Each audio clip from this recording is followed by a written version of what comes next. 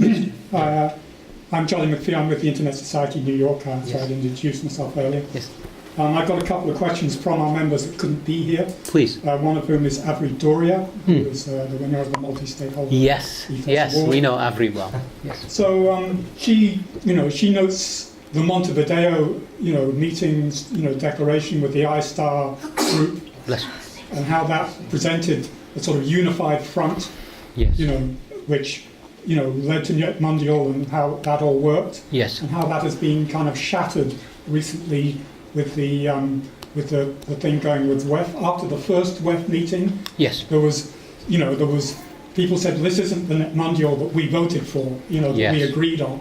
And in fact, they agreed to change the name at that moment. And now it's back to being the NetMundial, but we still don't see it. We see, and as you say, people's antenna go up on that one place thing. Yes. So ISOC has issued a statement saying that they're not happy with it. Yes. So Avery asked, did you consult with the other I-Star people before you went ahead with this whole thing? And listening to our conversation, Evan Leibovich asks, what lessons can be learned from the ISOC reaction to what you... Thank you, and thank you, Avri, for the question.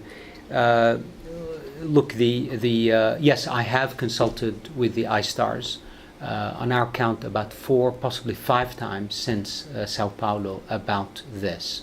And in fact, the changes we made to the recent NetMundial announcement are a result of feedback we received, much of it actually from ISOC, to improve things and to separate the WEF initiative from the NetMundial initiative, which we have done. So for clarity, there are now 2 separate initiatives. There's a WEF initiative, which is their own, and it's good that they have an initiative. For example, in Davos, there will be a very important plenary session that will be moderated by Angela Merkel, including some major CEOs of our internet companies, to discuss, frankly, how do we go forward with privacy. This is good. If these folks can at least have these dialogues at that level, I think it serves all of us well, because to date, internet governance has not been part of that dialogue. So now it is, and that's a good thing. But that's the WEF activity, and we thank them for it, and we wish them good luck with it. We just hope that it is informed by the great experiences we have. And that's why I will remain somewhat in the background of this to support it, to help it, because we think it's good that it remains informed by our great experience building the internet over the last years. Now, separately, we have the NetMundial Initiative, which is a grassroots, bottom-up initiative. And nothing is decided in that initiative other than to create an empty canvas and a platform. No projects will be decided to be funded. We will not be deciding what project is there, what project is not there. It's all bottom-up. It's actually a complete new exercise of crowdsourcing the governance issues. And again, these don't touch on our technical areas because that's already working. This is really to start the dialogue, as I said, on the non-technical issues that need to be addressed. I'm certain that continued dialogue with the Internet Society, with our friends across the spectrum, will lead to hopefully better alignment as we move forward. But we are engaged with them, and we will continue to be engaged with them. And I'm certain that with better clarification, better understanding, better cooperation, we will be fine. One last comment on this, Jolly, that I'm sure this will be on the website, and I want to make sure people appreciate.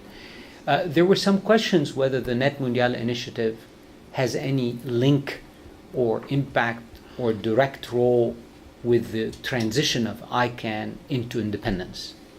And the answer is no. There is no linkage. These are 2 completely separate things. Of course, as I said before, if the ecosystem of internet governance is healthy, it helps ICANN. But there is no linkage between these 2 activities. They're completely separate. And in case anybody's worried about the transition, let me note that Secretary Pritzker has personally nominated herself to be on the NetMundial board. So if there was concern on the part of the US government that NetMundial is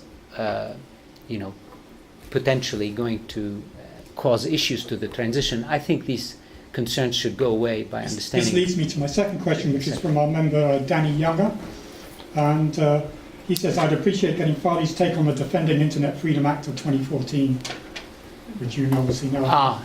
As I mentioned to Tom, I think earlier, we do not comment on domestic policy. We stay a little bit out of that. We are a global organization, and I think it would be prudent of us not to comment on domestic policy. I do, however, really want to commend the support the U.S. government as a whole, from all sides of the spectrum, has for the multi-stakeholder model. It's quite remarkable. Our government on all sides of the spectrum, from the most right to the most left, has been very supportive of a multi-stakeholder model of internet governance.